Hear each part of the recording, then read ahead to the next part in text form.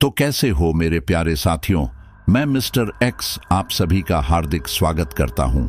साथियों, आज की जो स्टोरी है ना, वह कॉलेज में पढ़ने वाले 3 दोस्तों की है जो कानपुर में रहकर के पढ़ाई कर रहे थे।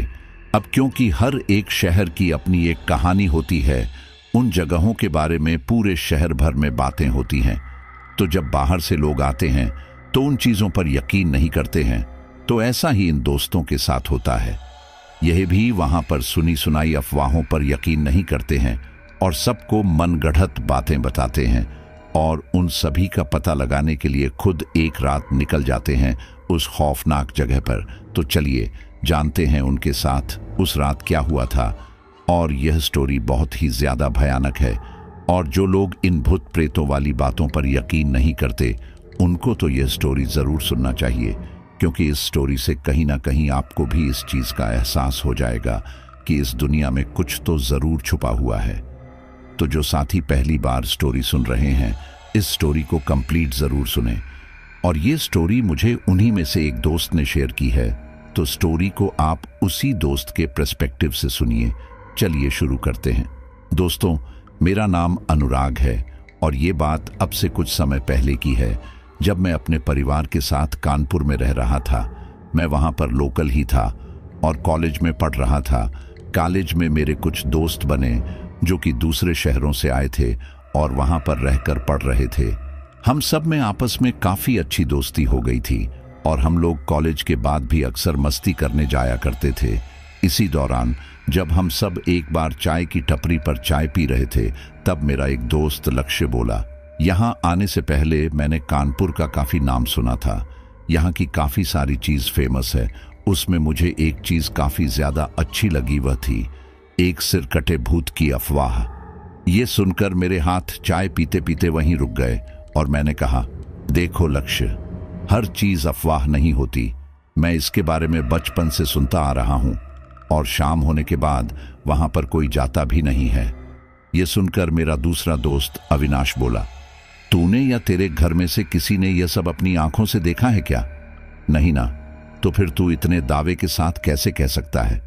मुझे तो लगता है यह सब सिर्फ अफवाह है और शाम होने के बाद वहां पर कोई अलग ही काम चलता होगा। इसी वजह से यह अफवाह फैलाई गई होगी। मुझे पता था कि अगर मैंने आगे कुछ कहा तो यह लोग बोलेंगे कि चलो देख कर आते हैं, इसलिए मैंने बोला, चलो ठीक है, जैसा तुम्हें ठीक लगे और इस बात को यहीं खत्म करो। यह बात बोलकर मैंने ये बात तो अपनी तरफ से खत्म कर दी थी, लेकिन चाय की दुकान वाला बोला, वो अफवाह नहीं बल्कि सच बात है। वह एक अंग्रेज अफसर का प्रेत है जो कि वहां पर घूमता रहता है। भले ही लोगों ने उसे देखा नहीं है, लेकिन उसके घोड़े की आवाज कई लोगों ने सुनी है। और आज के जमाने में कौन रात को घोड़ा लेकर घूमता होगा? ये सुनकर तो मेरे दोस्तों को बस मौका मिल गया और तभी मेरा एक दोस्त अमर बोला, लेकिन वह अंग्रेज अफसर है कौन और चाहता क्या है? उसके इस तरह से भटकने का कोई ना कोई कारण तो होगा ना। तब वह चाय वाला बोला, पता नहीं, लेकिन ऐसा सुनने में आया है कि अगर उसे कोई अकेला मिल जाता है तो वह उससे चाय और डबल रोटी मांगता था, और अगर उसे मना किया गया तो वह दोबारा नहीं मिलता था। यह सुनकर लक्ष्य बोला, अरे यार, यह सब सुनने में तो काफी मजेदार लगता है। वैसे अब तो यह सब सुनने में नहीं आता होगा ना। तब वह चाय वाला बोला, बेटा, इतना कोई पागल नहीं है जो जानबूझकर मुसीबत मोल ले, इसलिए इस तरह की कोई बात अब सुनने में नहीं आती। यह सुनकर उन तीनों ने एक दूसरे की ओर देखा, लेकिन कुछ कहा नहीं। मुझे यह सब कुछ ठीक नहीं लग रहा था और हम लोग चाय के पैसे देकर वहां से चल पड़े। हम लोग वहां से जा ही रहे थे कि तभी अमर बोला, वैसे मुझे तो यह सब सिर्फ अफवाह लगती है, क्या बोलते हो जाकर देखा जाए? ये सुनकर अविनाश और लक्ष्य तो काफी खुश हुए, लेकिन मैंने कहा, और मान लो कि अगर यह अफवाह नहीं हुई और सच में तुम्हें उस अंग्रेज अफसर का प्रेत मिल गया तो तुम क्या करोगे? अपनी 2 मिनट की मस्ती मजाक के लिए तुम क्यों तुम्हारे माँ बाप की मेहनत पर पानी फेर रहे हो? उन्होंने तुम्हें यहाँ पढ़ने के लिए भेजा है, ये सब करने के लिए नहीं। अगर तुम्हें कुछ हो गया तो उनका क्या होगा? मैंने यह सब बोल तो दिया था, लेकिन सही बात किसको अच्छी लगती है? यही उन तीनों के साथ भी था। उन तीनों ने मुझे बोल तो दिया था कि वह लोग ऐसा कुछ नहीं करेंगे, और फिर उसके बाद वह तीनों अपने कमरों में चले गए और मैं वापस घर आ गया। दोस्तों, यहाँ मुझे अच्छी तरह से पता था कि यह लोग मेरी बात नहीं मानेंगे, और मैंने भी इन्हें ज्यादा नहीं समझाया, क्योंकि किसी को भी समझाने से कोई फायदा नहीं होता जब सामने वाला समझना ही ना चाहे। अब मैं उन्हें रोकने के लिए उनको कमरों में बंद तो नहीं कर सकता था ना। खैर, इसके अगले दिन जब मैं कॉलेज गया तो मैंने देखा कि मेरे तीनों दोस्त नहीं आए हैं। यह देखकर मुझे थोड़ी हैरानी हुई, क्योंकि उन्होंने एक साथ ही छुट्टी कर ली थी। ये बात तब की है जब स्मार्टफोन इतने यूज में नहीं थे और मेरे पास भी नहीं था, इसलिए मैं उन्हें फोन करके उनसे इस बारे में पूछ ना सका। लेकिन मैं कॉलेज के बाद उनके कमरे पर गया तो मैंने वहां देखा कि अविनाश और लक्ष्य परेशान से बैठे थे और अमर कहीं नजर नहीं आ रहा था। यह देखकर मैं उनके पास आया और उनसे पूछा कि आखिर क्या हुआ, वो लोग ऐसे परेशान से क्यों बैठे हैं। और तब उन्होंने जो बताया उसे सुनकर मेरे पैरों तले जमीन खिसक गई। अविनाश बोला, याद है कल हम लोग उस अंग्रेज अफसर की बात कर रहे थे और तू हमें वहां जाने से मना कर रहा था। हमने तुझे टालने के लिए तो तेरी हाँ में हाँ मिला दी थी, लेकिन तेरे वहां से जाने के बाद हम लोग वहां जाने के लिए निकले थे। इसके बाद अविनाश ने बताया कि कल रात क्या हुआ था। साथियों, जिसे अब मैं अपने शब्दों में बताता हूं। मेरे जाने के बाद अविनाश, अमर और लक्ष्य अपने कमर से निकलकर उस रास्ते की ओर बढ़ गए। इस दौरान अविनाश बोला, वैसे यार, एक बात तो है कि अगर वहां पर सच में वह अंग्रेज अफसर हुआ तो हम क्या करेंगे। तब अमर हंसते हुए बोला, करना क्या है, उसे चाय और डबल रोटी देंगे और हो सके तो उसका ऑटोग्राफ भी ले लेंगे। तू भी क्या पागलों जैसी बात कर रहा है, ये सब हो सकता है क्या? अगर है भी तो ये बहुत पुरानी बात थी, अब मुझे नहीं लगता कि ऐसा कुछ है। इस पर बाकी दोनों ने भी हामी भरी और फिर वह तीनों उस जगह पर पहुंच गए। वह ठंड का समय था और आसपास काफी धुंध भी पड़ चुकी थी। वह तीनों उस जगह पर उस अंग्रेज अफसर के सर कटे प्रेत को खोजने लगे। जब काफी समय तक भी उन्हें वहां कुछ नहीं मिला तब लक्ष्य बोला, देखा, मैं ना कहता था कि यह सब सिर्फ अफवाह है। इन कानपुर वालों ने किसी भी सुनी सुनाई बात पर यह सब अफवाह फैला दी है। यह सुनकर अमर बोला, अभी तक तो हमें कुछ भी नहीं मिला, लेकिन याद है उस चाय वाले ने कहा था कि वो सिरकटा सिर्फ अकेले लोगों को दिखता है, तो क्यों ना अकेले अकेले उसे ढूंढा जाए। अगर मिल जाए तो हम बाकियों को भी आवाज लगा देंगे।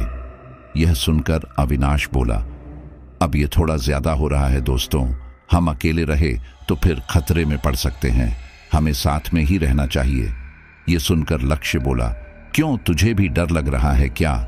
देखो, मुझे नहीं लगता कि ऐसा कुछ है, क्योंकि अगर ऐसा होता कि वह अकेले लोगों को दिखता है और इतने लोगों का देखकर नहीं आता, तो कई लोगों ने उसके घोड़े की आवाज भी सुनी है।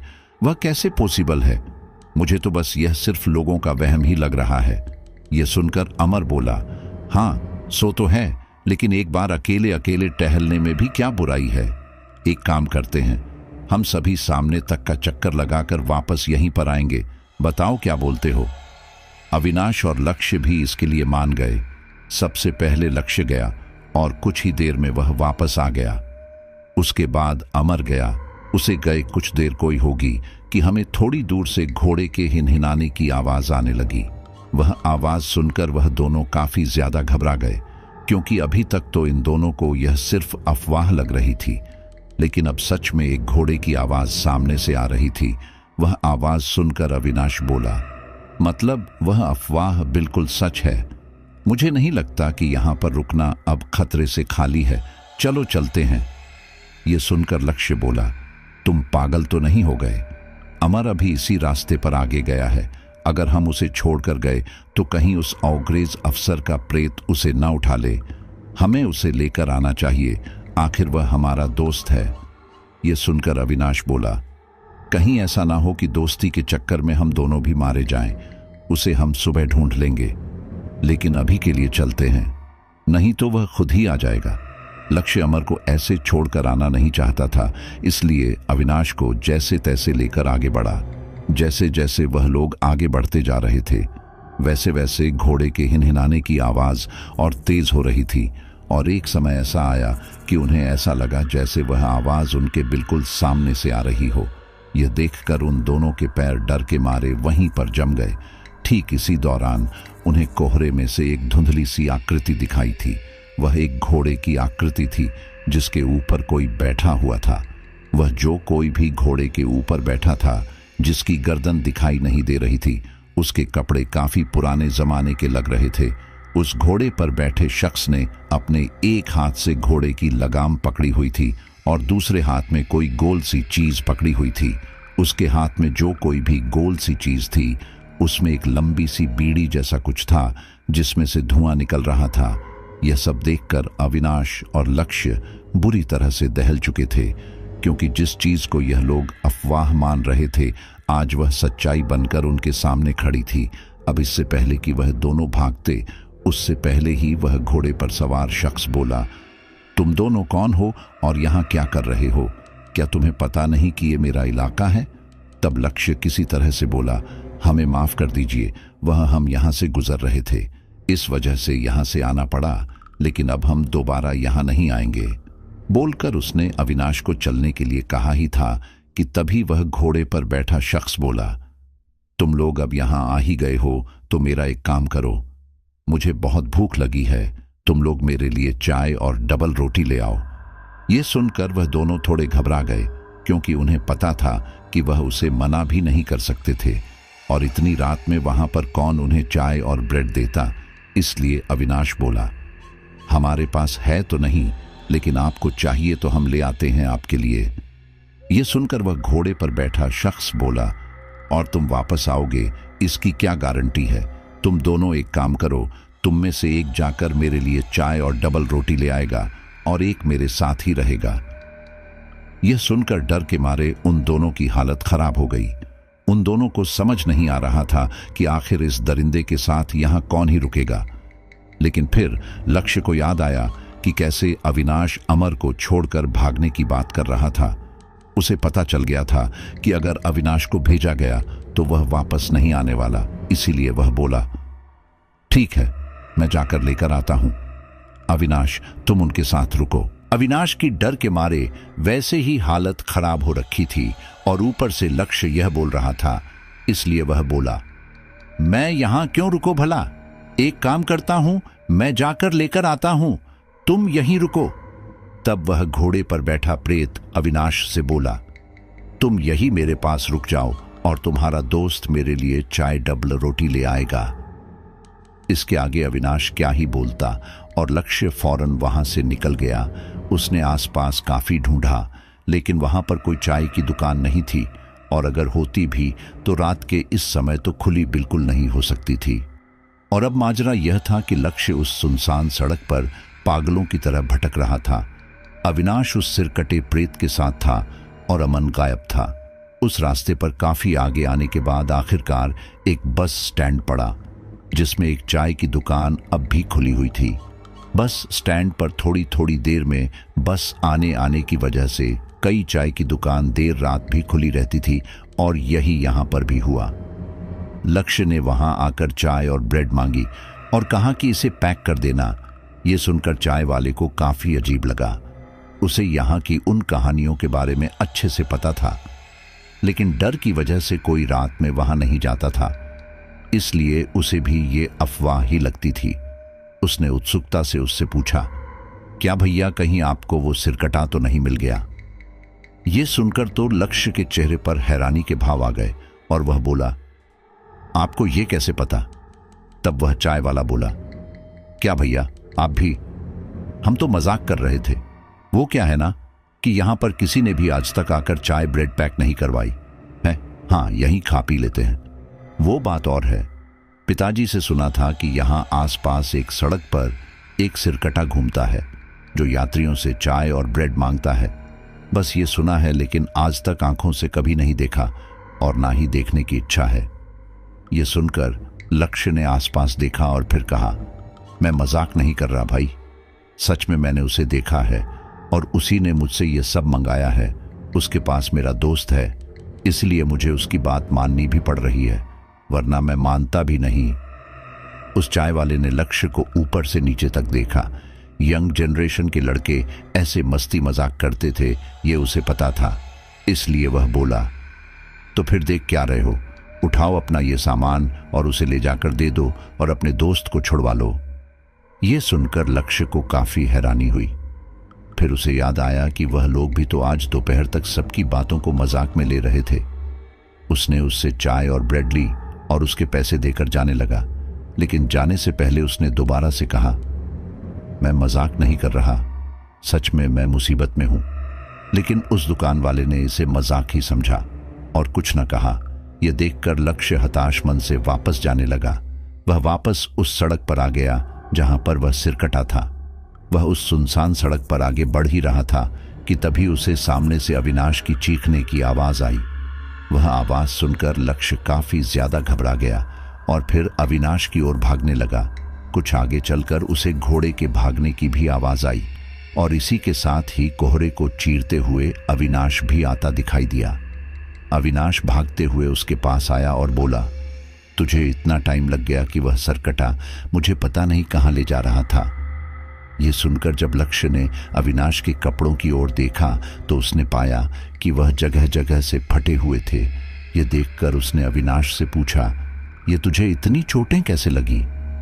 अब इससे पहले कि वो कुछ बोलता, उस घोड़े पर बैठे शख्स की आवाज आई, तुम बहुत लेट हो गए, इसलिए मैं इसे अपने साथ ले जा रहा था। ये जाने को तैयार नहीं था, इसलिए मैंने इसे अपने घोड़े के पीछे बांध दिया था, लेकिन तुम समय रहते आ गए, इसलिए अब तुम दोनों जा सकते हो। लाओ मेरी चाय और डबल रोटी दो। वह घुड़सवार बोलते बोलते कोहरे में से निकल कर आ चुका था और अब उसका भयानक कटा हुआ सिर साफ दिखाई दे रहा था। उस घुड़सवार का सिर उसके एक हाथ में था और दूसरे हाथ से उसने घोड़े की लगाम कसी हुई थी। उस कटे हुए सिर के मुंह में एक बीड़ी थी जिसमें से धुआं निकल रहा था। भयानक सफेद आंखें और गर्दन के आसपास से रिश्ता खून वहां के वातावरण को और भी ज्यादा भयानक बना रहे थे। उसे इतने पास से देखकर एक समय के लिए तो लक्ष्य का भी हलक सूख गया, लेकिन फिर वो खुद को संयत करते हुए बोला, रात काफी हो चुकी है और यहाँ आसपास कोई चाय वाला भी नहीं था। मुझे ये काफी आगे चलकर बस स्टैंड पर ये मिला, इसलिए मुझे थोड़ा समय लग गया। इस पर वह सिरकटा बोला, कोई बात नहीं, चाय और डबल रोटी दो और जाओ यहाँ से। इसके बाद लक्ष्य ने घबराते हुए चाय और डबल रोटी उसकी ओर बढ़ा दी। उस सिरकटे का सफेद भयानक हाथ सामान के लिए अपनी ओर बढ़ता देखकर लक्ष्य काफी ज्यादा घबरा गया और उसके हाथ से वह थैला वहीं गिर पड़ा। अगले ही पल वह चाय वहीं सड़क पर गिर गई। ये देखकर वह सिरकटा गुस्से में बोला, ये तुमने क्या किया? मेरी चाय गिरा दी। ये सुनकर लक्ष्य काफी ज्यादा घबरा गया। उसने जल्दी से वह थैला उठाया, लेकिन तब तक आधी से ज्यादा चाय गिर चुकी थी।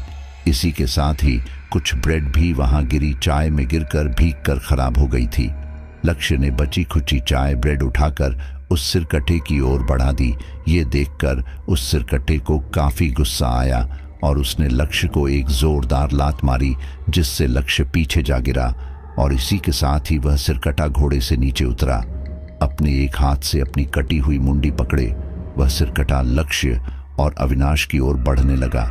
लक्ष्य की आंखों में डर साफ दिखाई दे रहा था, लेकिन अब इससे पहले कि वह सिरकटा लक्ष्य के पास आता, अविनाश बोला, इसे माफ कर दीजिए, ये डर गया था, तभी ये इसके हाथ से गिर गया। आप कहोगे तो हम दोबारा आपके लिए चाय ब्रेड ले आएंगे। इस पर वह सिरकटा रुका और बोला, ठीक है, लेकिन इस बार तुम जाओगे। इसके लिए अविनाश मान गया। उसने एक नजर लक्ष्य की ओर देखा। लक्ष्य की आंखों में डर और गिड़गिड़ाहट के भाव थे। वह उसे ऐसे देख रहा था जैसे मानो कह रहा हो, प्लीज यार, वापस जरूर आना। इसके बाद अविनाश वहां से आगे बढ़ गया।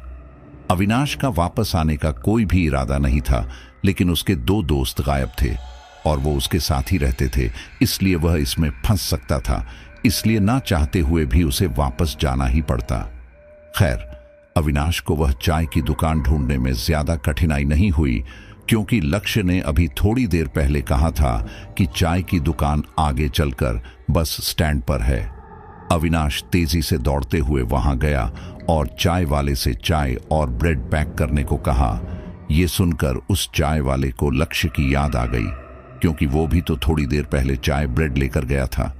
वहीं अविनाश ने सोचा कि वहां अकेले जाना सही नहीं होगा, इसलिए इस चाय वाले से मदद मांग लेता हूं। और यही सोचकर उसने उसे सारी बात बताई। तब वह चाय वाला बोला, अच्छा, जो लड़का थोड़ी देर पहले आया था वो तुम्हारा दोस्त था क्या? उतनी चाय और ब्रेड से उस सिरकटे का पेट नहीं भरा? तब अविनाश बोला, देखो भाई, मैं मजाक नहीं कर रहा, सच में उस सिरकटे ने हम दोनों को पकड़ रखा है और हमारा एक दोस्त गायब है।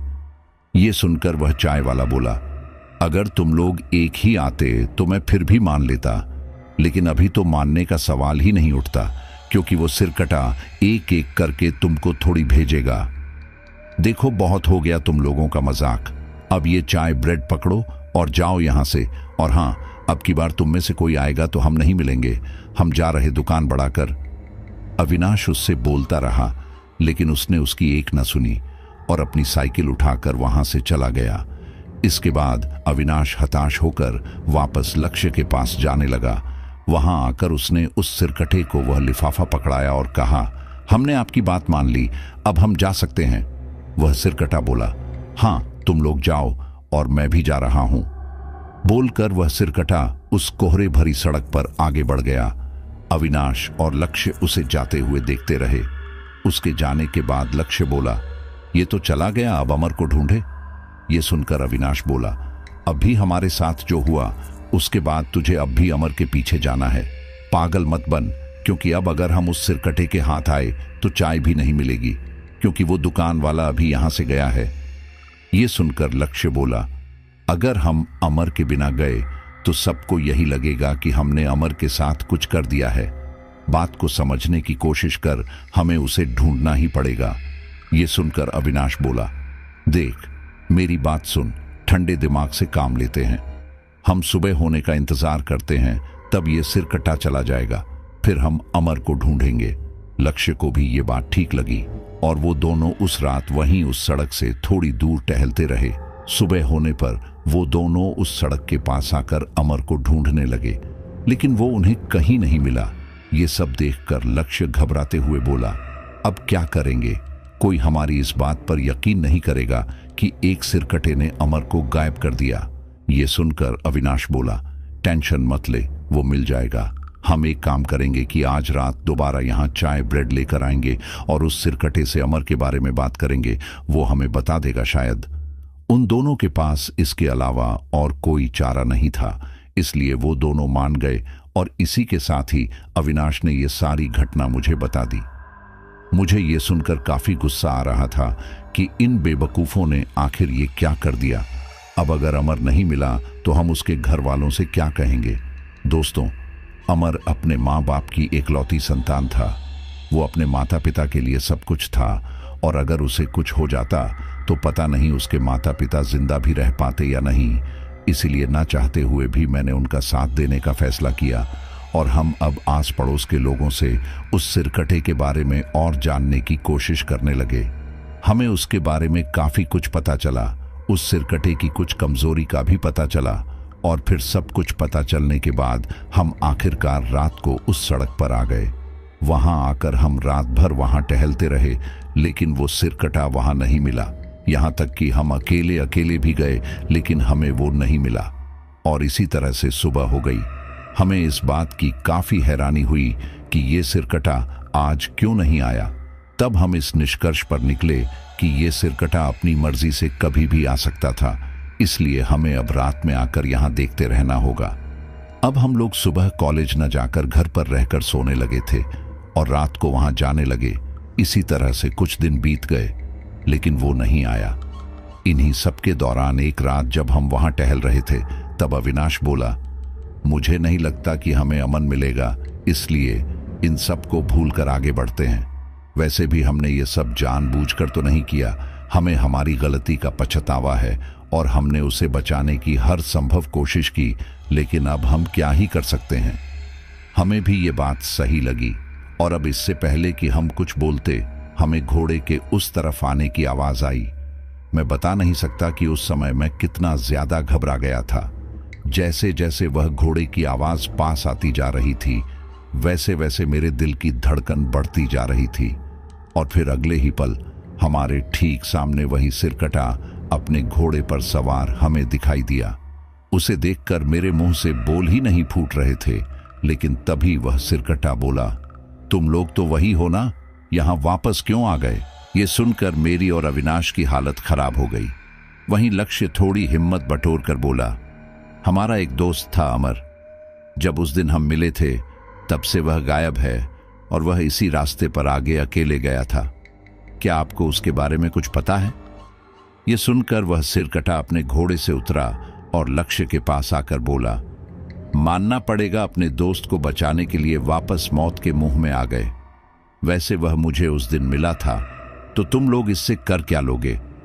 ये सुनकर लक्ष्य बोला, हम आपका क्या ही कर लेंगे, हम बस आपसे विनती ही कर सकते हैं कि आप हमारे दोस्त को छोड़ दो। बदले में आपको जो चाहिए वह हम देने के लिए तैयार हैं। यह सुनकर उस सिरकटे ने हमारे हाथ में थमी उस चाय की बोतल और ब्रेड के लिफाफे की ओर देखा और वह बोला, अच्छा तो तुम लोग पूरी तैयारी के साथ आए हो। ये चाय और डबल रोटी मुझे दे दो और एक काम करो, मेरे लिए एक बीड़ी भी ले आओ, तब मैं तुम्हारे दोस्त को छोड़ने के बारे में कुछ सोच सकता हूं। यह सुनकर लक्ष्य बोला, ठीक है, आप यहीं रुकिए, हम लेकर आते हैं। उसके बाद हम तीनों दोस्त उस सड़क पर आगे की तरफ बढ़ गए, लेकिन इस बार उस सिरकटे ने हम में से किसी को अपने साथ रुकने के लिए नहीं कहा, क्योंकि उसे पता था कि हम वापस जरूर आएंगे। हम लोग उसी चाय की दुकान पर गए और वहां पर आकर हमने बीड़ी मांगी। लक्ष्य और अविनाश को देखकर उस चाय वाले को उस रात की बात याद आ गई और वह मजाक में बोला, क्या बात है भैया, आज क्या उस सिरकटे ने आपसे बीड़ी मांग ली? ये सुनकर मैंने गुस्से में कहा, यह बात तुम्हें मजाक लग रही होगी, लेकिन यह बिल्कुल सच है। तुम्हें मानना है तो मानो, नहीं मानना तो मत मानो। ये सब अब तीसरी बार हुआ था, इसलिए उस चाय वाले को हमारी बात में सच्चाई लगी और वह बोला, लगता है कि तुम लोग सच बोल रहे हो, लेकिन मेरी समझ में एक बात नहीं आ रही कि तुम लोग बार बार वहां जा ही क्यों रहे हो। तब हमने उसे सारी बात बताई, जिसे सुनकर वह चाय वाला बोला, और अगर इन सब के बाद भी वह तुम्हारे दोस्त को छोड़ देगा, इसकी क्या गारंटी है? आखिर है तो वो एक प्रेत ही ना। इसलिए एक काम करते हैं कि मैं कुछ लोगों को इकट्ठा करके तुम्हारे पीछे पीछे आता हूं और वहां आकर हम उस पर नजर रखेंगे। जैसे ही उसने तुम लोगों को नुकसान पहुंचाने की कोशिश की तो हम उसे धर लेंगे। अब वो कितना भी बड़ा प्रेत क्यों ना हो, उसे ज्यादा लोगों का डर तो है ही, तभी तो वह भीड़ वाले इलाके में कभी नहीं जाता और ज्यादा लोगों के सामने भी कभी नहीं जाता। हम लोगों को भी यह बात सही लगी और फिर हमारे पीछे पीछे वह अपने कुछ लोगों को लेकर पहुंचने लगा। दोस्तों, ये यहां पर हमसे सबसे बड़ी गलती हुई थी, क्योंकि उस प्रेत को इसके बारे में पता लग चुका था और वो लोग अभी वहां तक नहीं आए थे, बल्कि कुछ ही समय में आने वाले थे। और अभी हम तीनों उस प्रेत के बिल्कुल सामने थे। वह गुस्से में बोला, तुम लोगों को क्या लगा था कि तुम लोग मेरे खिलाफ चाल चल सकते हो? अब मैं तुम तीनों को भी अपने साथ ले जाऊंगा। ये सुनकर हम तीनों काफी ज्यादा घबरा गए और वहां से भागने की कोशिश करने लगे, लेकिन तभी पता नहीं हमारे शरीर को क्या हुआ कि हम आगे बढ़ ही नहीं पा रहे थे। हमने बहुत कोशिश की अपने शरीर को आगे बढ़ाने की, लेकिन हम एक ही जगह पर अकड़ चुके थे। इसे मेरी बदकिस्मती कह लो या कुछ और कि मैं उन सब में सबसे पीछे था। वह प्रेत मेरे पास आया और मुझे अपने घोड़े से बांध दिया और इसके बाद वह मेरे दोस्तों की ओर बढ़ने लगा, लेकिन तभी सामने से कुछ लोगों के चलने की आवाज आई। वह आवाज सुनकर वह सिरकटा बोला, तुम लोग बहुत खुशकिस्मत हो जो मुझसे दोबारा बच गए, पर अब अपनी भलाई चाहते हो तो दोबारा यहां मत आना। इसके बाद वह दोबारा अपने घोड़े पर बैठा और तेजी से वहां से निकल गया।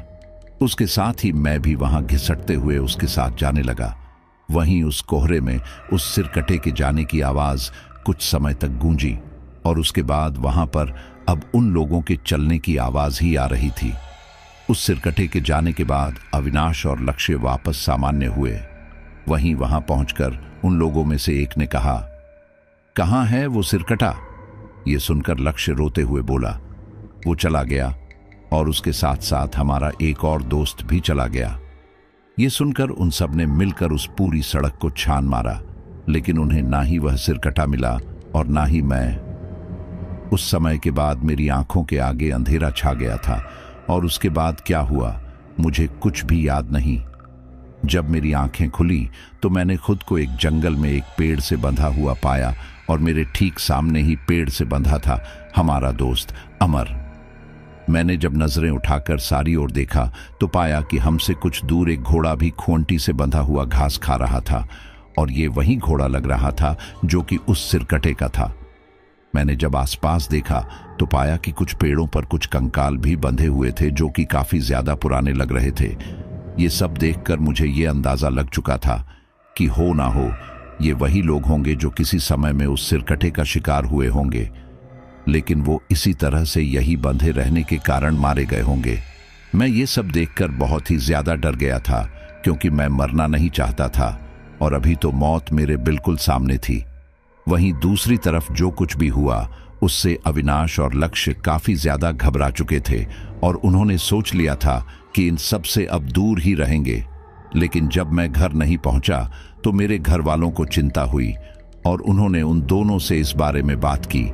पहले तो वो लोग इस बात से मना करते रहे कि मैं वहां आया था, लेकिन फिर लक्ष्य ने सब बता दिया, ये सोचकर कि शायद वो लोग हमें इससे बचा पाए। ये सब सुनकर मेरे घर वालों को काफी ज्यादा गुस्सा आया क्योंकि इनके मस्ती मजाक के चक्कर में मैं बेमतलब में फंस चुका था। उन्होंने गुस्से में उन दोनों को काफी मारा, लेकिन फिर अपने आप ही शांत होकर रोने लगे। मेरे घर वालों को लगा कि अब तक मैं मर चुका था और अब मुझे ढूंढना बेकार है, लेकिन वो जानना चाहते थे कि मुझे उस सिरकटे ने मारा या फिर कोई और बात थी। और यही जानने के लिए उन्होंने एक तांत्रिक से इस बारे में बात की। तब वह तांत्रिक बोला, तुम्हारा काम तो हो जाएगा, लेकिन क्या तुम्हारा बेटा सच में मर चुका है? क्योंकि अगर वो जिंदा हुआ तो ये काम नहीं करेगा और तुम लोग मुझे गालियां दोगे। ये सुनकर पिताजी बोले, वही तो हमें नहीं पता। ये लोग बोल तो रहे हैं कि उसे सिरकटा ले गया, लेकिन पता नहीं इनकी बातों में कितनी सच्चाई है। ये सुनकर वह तांत्रिक कुछ सोचते हुए बोला, ठीक है, एक काम करते हैं, मैं जानने की कोशिश करता हूं कि तुम्हारा बेटा जिंदा है भी कि नहीं, और इसके लिए मुझे उसका कोई इस्तेमाल किया हुआ कपड़ा चाहिए। मेरे पिताजी इसके लिए मान गए और मेरी एक शर्ट उन्हें दे दी। उस तांत्रिक ने उससे कोई तांत्रिक क्रिया की जो कि 2-4 घंटों तक चली। इस दौरान मेरी मां के मन में एक आस थी कि काश मैं जिंदा हूं। कुछ घंटे बाद जब उस तांत्रिक ने वो क्रिया खत्म की तब वो मेरे पिता से बोले, मैंने 2-3 क्रियाएं की। पहली तो मैंने इस कपड़े के जरिए आपके बेटे की जीवात्मा को भांपने की कोशिश की और मुझे उसके जीवित होने के संकेत मिले। फिर मैंने ये जानने की कोशिश की कि वो कहाँ है और तब मैंने पाया कि वो चारों तरफ से नकारात्मकताओं से घिरा हुआ है और अगर समय रहते उसे नहीं बचाया गया तो वहीं पर मारा जाएगा। और इसके बाद मैंने उसके आसपास की जगह को जानने समझने की कोशिश की और पाया कि वो जहां है वहां पर कोई आम इंसान नहीं जा सकता। अगर वो वहां गया तो उस सिरकट्टे का शिकार बन जाएगा। ये सुनकर मेरे घर वाले काफी खुश हुए कि चलो अब वो कुछ करके मुझे बचा लेंगे, लेकिन अब उनके सामने ये चुनौती थी कि मुझे बचाने के लिए सामान्य इंसान नहीं जा सकता तो कौन जाएगा। दोस्तों, तांत्रिक लोग साधना करके बहुत सी सिद्धियां पाकर कुछ भटकती हुई आत्माओं को कैद करके रखते हैं ताकि समय आने पर उनसे काम लिया जा सके, और ऐसा लगभग हर तांत्रिक करते हैं। उनमें से कुछ इसका इस्तेमाल बुरे कामों के लिए करते हैं जबकि कुछ सही भी होते हैं। यहां जिस तांत्रिक के पास मेरे पिताजी आए थे, इन्होंने भी मेरे पिता की मदद करने का सोचा। उन्होंने कहा, मेरे पास कुछ आत्माएं कैद हैं, मैं उन्हें साधना करके और शक्ति दे दूंगा जिससे वो उस सिरकटे प्रेत का सामना करके आपके बेटे को ले आएंगी। लेकिन ऐसा करते ही वो आत्माएं मुक्त हो जाएंगी क्योंकि उनका सामना एक शक्तिशाली प्रेत से है। मेरे पिता को इससे भला क्या आपत्ति थी, उन्हें तो उनका बेटा मिल जाएगा। इन सब में उस तांत्रिक का ये नुकसान होगा क्योंकि एक एक आत्मा को पकड़कर वो यहां तक पहुंचा था और अब उसकी मेहनत का फल उससे छिन जाएगा। लेकिन यहां सवाल 2 जिंदगियों का था। इसलिए उस तांत्रिक ने इस बारे में ज्यादा नहीं सोचा। उस तांत्रिक ने साधना शुरू की और कुछ ही देर में बहुत सारे अदृश्य साए उसके सामने आ गए। तब उस तांत्रिक ने बोलना शुरू किया, तुम सभी को मेरा एक काम करना होगा। एक लड़का है, उसे जाकर उस सिरकटे के चंगुल से निकलवाना पड़ेगा और उसके बाद तुम सभी मुक्त हो जाओगे। मेरा आदेश है, जाओ और जाकर उस लड़के को बचाओ। इसके बाद वे सारी आत्माएं वहां से सीधे मेरे पास आ गई। भूख और प्यास से मेरी जान जा रही थी और मैं वहां से छूटने के लिए हाथ पांव मार रहा था। कुछ देर बाद कुछ अजीब से साए वहां आए। उन्हें देखकर मैं काफी ज्यादा घबरा गया था। मुझे लगा कि शायद ये उसी सिरकटे की चाल होगी, लेकिन फिर अगले ही पल वो साए मेरी ओर अमर की रस्सियां खोलने लगे। ये सब देखकर मैं काफी हैरान रह गया था कि आखिर ये कौन है और हमारी मदद क्यों कर रहे हैं। अब तब हम दोनों की रस्सियां खुल चुकी थीं और वो साए हम दोनों को लेकर वहां से निकलने लगे। अमर इतने दिनों से यहां था, जिसकी वजह से उसकी हालत बहुत खराब थी और वो ढंग से चल भी नहीं पा रहा था। उन अजीब से सायों ने उसे सहारा देकर संभाला और वहां से बाहर निकलने लगे। काफी आगे चलने के बाद मेरे पैर अचानक से रुक गए, क्योंकि मेरे ठीक सामने वही अंग्रेज अफसर का सिरकटा प्रेत अपने एक हाथ में अपना कटा हुआ सिर पकड़े हमारी ओर बढ़ रहा था। उसके पीछे सफेद कोहरा था और अभी शाम का समय था, जिस वजह से मैं उसे साफ देख पा रहा था। वह सिरकटा इतना ज्यादा भयानक लग रहा था कि डर के मारे मेरा बाथरूम निकल गया था। यह देखकर वह सिरकटा बोला, जब तुम लोगों को पता है कि तुम लोग मुझसे जीत नहीं सकते तो बार बार कोशिश क्यों कर रहे हो। यह सब सुनकर मैंने कहा, हमें नहीं पता कि ये कौन है। ये हमारी रस्सी खोलकर हमें अपने साथ ले जा रहे थे। यह सुनकर वह सिरकटा बोला, ये जरूर तुम्हारे साथियों का काम है। जब उन्होंने देखा कि वो लोग मुझसे जीत नहीं सकते तो किसी से बोलकर ये प्रेत मेरे ऊपर छोड़ने की कोशिश की, लेकिन ये भी मेरा कुछ नहीं बिगाड़ सकते। ये सुनकर हमारे आसपास जितनी भी आत्माएं थीं, उन्हें पता लग चुका था कि अब ये मुकाबले का समय है। इसलिए उन्होंने हमें छोड़ा और उससे भिड़ने के लिए उसके सामने जा पहुंचे। मैंने अमर को संभाला और जब देखा कि वो लोग लड़ने में व्यस्त थे तो मैं उसे संभालकर अपने साथ ले जाने लगा। हम दोनों उनसे बचकर उस जंगल में थोड़ा आगे गए ही थे कि तभी अचानक हमारे पैर जमीन से ऊपर उठने लगे।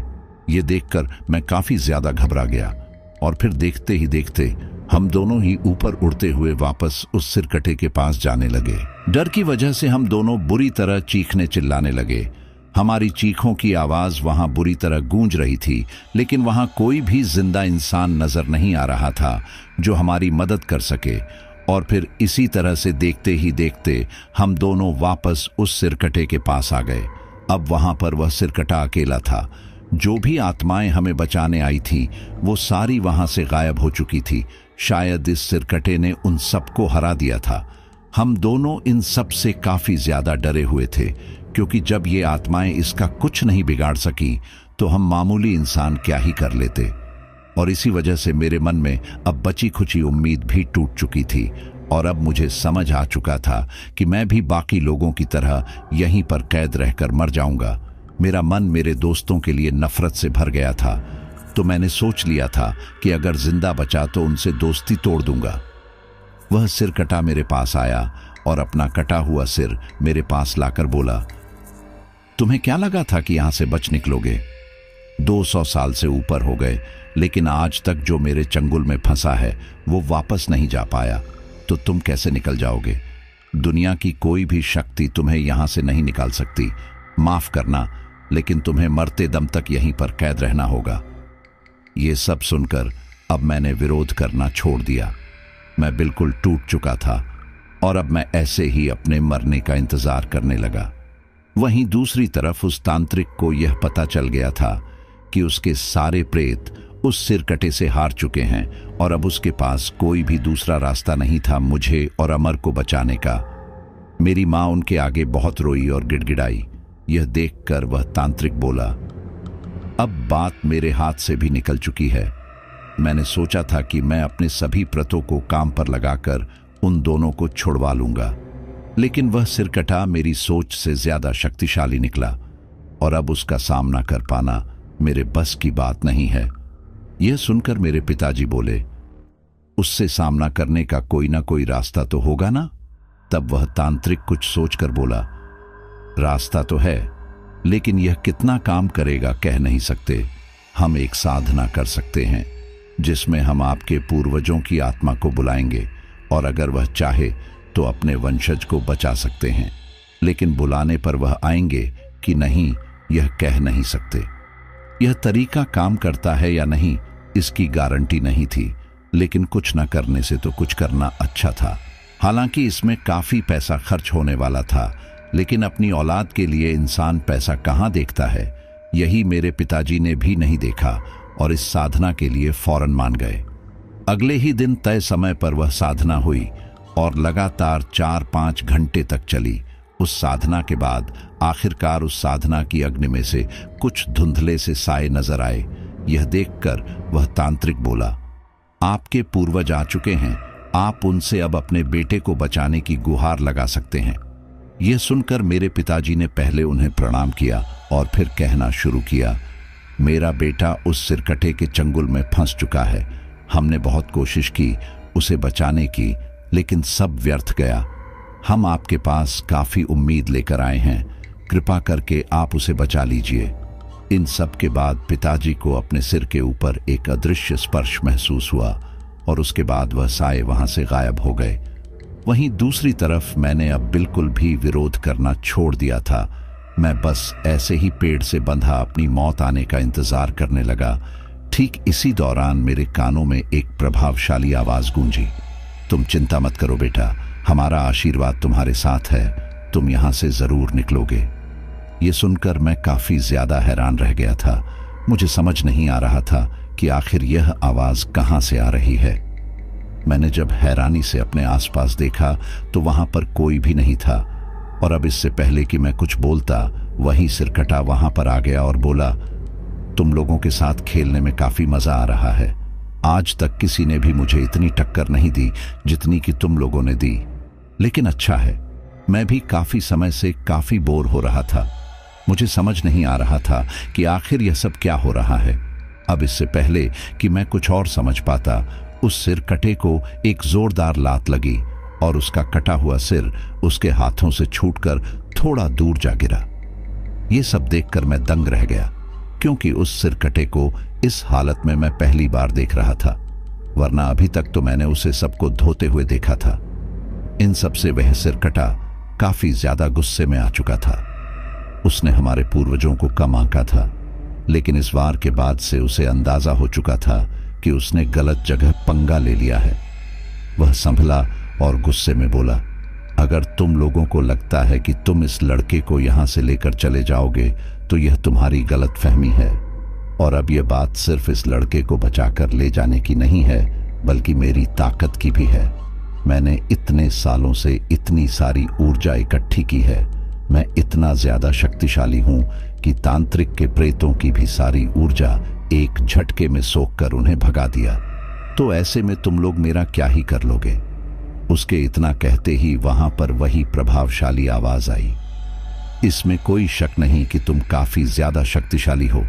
तुम्हें जो करना है करो, जितना यहां पर भटकना है भटको, लेकिन मेरे खानदान के ऊपर आंख उठाकर देखने की कोशिश भी मत करना, वरना वह हाल करूंगा कि तुम सोच भी नहीं सकते। यह सुनकर मुझे यह तो समझ आ चुका था कि यह जो कोई भी है मेरा कोई पूर्वज है, लेकिन कौन वह मुझे समझ नहीं आ रहा था, क्योंकि यह आवाज मेरी पहचानी हुई नहीं थी। मैं यही सोचकर कंफ्यूज था। वहीं दूसरी तरफ उस सिरकटे ने अपना सर उठाया और अपने हाथों में लेकर एक दिशा में आगे बढ़ने लगा। इसी समय मेरी और अमर के रस्सियां खुली और मुझे वही प्रभावशाली आवाज आई, बच्चों तुम दोनों यहां से निकलो, इसे हम देखते हैं। इसके बाद मैंने भी ज्यादा बहस नहीं की और अमर को लेकर वहां से जाने लगा। इस दौरान पीछे से कुछ चीजों के टकराने की अजीब सी आवाज आने लगी थी, लेकिन मैंने इस वक्त ध्यान नहीं दिया और वहां से आगे जाने लगा। कुछ आगे चलकर अमर बोला, मुझे माफ कर देना, मेरी वजह से तुम भी इस मुसीबत में फंस गए। अच्छा होता कि तुम यहां नहीं आते। मैं इतने दिनों से भूखा प्यासा हूं, मुझे नहीं पता कि मैं बच पाऊंगा या नहीं, लेकिन तुम मुझे छोड़कर यहां से निकल जाओ। कम से कम तुम तो बच जाओ। मेरी गलती की सजा तुम क्यों भुगत रहे हो? यह सुनकर मैंने कहा, तुम्हें अपनी गलती का पछतावा है, इससे अच्छा और क्या होगा। लेकिन आइंदा से तुम इन सबको मजाक में मत लेना, क्योंकि आज अगर तुम्हें कुछ हो गया तो तुम्हारे माता पिता जिंदा नहीं रह पाएंगे। ये सब सुनकर अब इससे पहले कि अमर कुछ कहता, उस सिरकटे का कटा हुआ सर वहीं आ गया और आते ही वह बोला, तुम लोग कहीं नहीं जा रहे हो। यह सुनकर अब इससे पहले कि हम कुछ करते या वहां से भागते, उस सिरकटे के मुंह में से उसकी लंबी जीभ निकली और देखते ही देखते उस लंबी जीभ ने हम दोनों को कसकर जकड़ लिया। उसकी जीभ में काफी ज्यादा कांटे जैसा कुछ था जो कि मुझे काफी ज्यादा चुभ रहा था। उसकी चुभन इतनी ज्यादा थी कि मेरी तो चीख ही निकल पड़ी। मैं और अमन दर्द से कराह रहे थे। इसी दौरान वही सिरकटा बोला, मैं तुम लोगों को अभी खत्म नहीं करना चाहता था। मैं चाहता था कि तुम लोग अपने आप ही तड़प तड़प कर मरो, लेकिन मैं क्या करूं। अब यहां पर मेरी जीत का सवाल हो गया था, इसलिए मैं तुम्हें मारकर यह सब जल्दी से जल्दी खत्म करूंगा। ये सब सुनकर अब मुझे पता चल गया था कि मेरा अंत नजदीक है। हर गुजरते समय के साथ उसकी रस्सी जैसी जीभ हमारे ऊपर काफी ज्यादा कस गई थी और अब तो मेरे मुंह से खून भी आने लगा था। मेरी आंखों के आगे अंधेरा छा रहा था और इसी समय मुझे अमर की आवाज सुनाई दी, हो सके तो अपने इस नादान दोस्त को माफ कर देना। इसके बाद क्या हुआ मुझे कुछ याद नहीं, क्योंकि मेरी आंखों के आगे इसके बाद पूरी तरह से अंधेरा छा चुका था। और जब मेरी आंखें खुली तो मैंने खुद को और अमर को उसी सड़क पर बेहोश पाया। एक पल के लिए तो मुझे लगा कि शायद हम मर चुके हैं, लेकिन फिर मैंने सोचा कि शायद हमारे पूर्वजों ने उसके ऊपर जीत हासिल कर ली है। यह देखकर मैं काफी खुश हुआ, लेकिन अभी भी खतरा टला नहीं था। अभी भी हम इस सड़क पर थे, इसलिए मैंने जल्दी से अमर को उठाया और अब मैं उसके साथ वहां से जाने लगा। हमारे शरीर में काफी ज्यादा दर्द हो रहा था, ऊपर से हम दोनों भूखे प्यासे भी थे। हमें काफी ज्यादा तकलीफ हो रही थी, लेकिन मौत के डर ने हमारी भूख प्यास सब मार दी थी और हम लोग वहां से तेजी से आगे बढ़ने लगे। हमारी आंखों के सामने उस सड़क का अंत था। ये देखकर हमें काफी ज्यादा खुशी हुई। हम लोग उसकी तरफ बढ़ ही रहे थे कि तभी अचानक हमें पीछे से घोड़े के दौड़ने की आवाज आती सुनाई दी। वह आवाज सुनकर हम दोनों काफी ज्यादा घबरा गए। उस समय पता नहीं हमें इतनी ताकत कहां से आई। हमें पता था कि इस सड़क के अंत के बाद वह दूसरी तरफ नहीं आ पाएगा, इसलिए हमने अपनी पूरी ताकत इकट्ठा की और जी जान लगाकर भागे। कुछ ही देर बाद वह घोड़े की आवाज हमारे बिल्कुल पास आ गई थी। ठीक इसी दौरान उस सिरकटे की आवाज हमें आई, तुम लोग मुझसे बचकर नहीं भाग सकते। उसने इतना कहा ही था कि तभी अचानक मुझे कुछ चीज ऊपर से नीचे गिरने की आवाज आई। मुझे ये समझते देर न लगी कि हो ना हो वही सिरकटा घोड़े से गिरा है। अब हमारे पास अच्छा मौका था और हम तेजी से वहां से बाहर भाग गए। हम दोनों अब उस सड़क से काफी दूर आ चुके थे और वहां जाकर हमने राहत की सांस ली। दूसरी तरफ से उस सिरकटे की आवाज हमें आई, अभी तो तुम लोग बच गए, लेकिन तुम अगर दोबारा यहां आए तो तुम बचने नहीं वाले। और इसके बाद उसके घोड़े की आवाज हमें दूर जाती सुनाई दी और हम सही सलामत घर पहुंच पाए। दोस्तों, जैसा कि इन दोस्तों ने शुरू में सोचा था कि यह केवल एक अफवाह ही है, लेकिन जब एक्चुअल में वह उस जगह पर गए तब उन्हें पता चला कि वाकई में ऐसी भयानक चीज होती है। और जो सरकटा वहां पर घूम रहा था और उसने तो ये दावा किया था कि मैं तो यहाँ पर 200 सालों से भटक रहा हूँ और अभी तक भी उसकी मुक्ति नहीं हुई है। तो जो लोग नए नए शहरों में जाते हैं तो इन बातों पर बिल्कुल भी यकीन नहीं करते, उन लोगों के लिए ये एक सबसे बड़ा सबक है कि ऐसे ही बिना किसी जानकारी के किसी नई जगह पर ना जाए और जानबूझकर अपने आप को किसी मुसीबत में न डालें। तो उम्मीद करता हूं आपको स्टोरी काफी अच्छी लगी होगी। चलिए अब अपने को साथियों को धन्यवाद करते हैं। सरिता मालधन उत्तराखंड, दिव्या भास्कर, नेहा मालिक सोनीपत, पूरन चंद बालोत्रा, अमित कुमार, सुनीता खरवार सूरत, राजन कुमार, सुनीता अहीर, आशा सैनी, सुभाष बिहार, सभी साथियों का बहुत बहुत धन्यवाद। और धन्यवाद हमारी सहयोगी ममता सहाय का। साथियों, आज मैं आपको एक बात और बताना चाहूंगा। अक्सर आप मुझसे हॉरर स्टोरी तो सुन ही रहे हैं, लेकिन अगर सुनने के अलावा आप में से किसी को पढ़ने का भी शौक है तो मैं आपको एक हॉरर बुक रिकमेंड करता हूं, जिसमें 4 दोस्तों की एक बहुत ही खतरनाक स्टोरी है। वह 4 दोस्त आज तक नहीं मिले हैं। ये स्टोरी एक केंद्रीय विद्यालय की है, जहां पर चुड़ैलों का एक बहुत ही भयानक राज दफन है। तो अगर आप इस बुक को पढ़ना चाहते हैं तो आपको डिस्क्रिप्शन में नीचे लिंक मिल जाएगा। चलिए, बहुत बहुत धन्यवाद।